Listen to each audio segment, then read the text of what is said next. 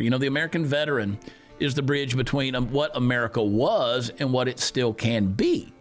They should be a sign of that, right? They carry that torch of liberty through some of the darkest nights, and most of the time without any applause and without any thanks and gratitude, and sometimes without even coming home. And so we tend to talk about patriotism around here like it's just a word, but to them it's actually a wound. You know, it's a promise, it's a brotherhood. And they didn't just fight the enemies, they fought the despair and the distance and the depression and the doubt. They're still dealing with it. They still rise up, they still salute, they still came home, built families, businesses, communities.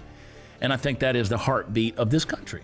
And you know, if we ever lose sight of what the veteran represents, we're going to lose a soul of our country, because they are that living reminder. Every time you meet a veteran, see a veteran, and you see them wearing that hats, or in their, they're just out there in the world, and we see them or we meet them, they should be a constant reminder to us that our freedoms we enjoy did require a sacrifice and some conviction that they had, and a love of the country that meant something far deeper than the politics or the party lines. You know, we can never repay the American veteran, but we can honor them by living as people who deserve their sacrifice, by teaching our children what all that cost was about, not revising our history, but by guarding the freedoms that they secured for us, and refusing to let this nation forget that its greatest strength isn't in its wealth or its power or 600,000 Chinese nationals being brought into our schools, but in the hearts of those who are willing to lay down their lives so that others might live free. So no, Mr. President, I don't see this as good business. I see it as bad business,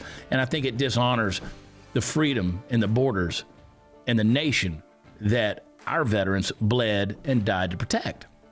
Because we don't just owe them gratitude, we owe them remembrance and integrity and courage. Because the moment we start living like freedom is a guaranteed deal is the moment we stop being worthy of that freedom.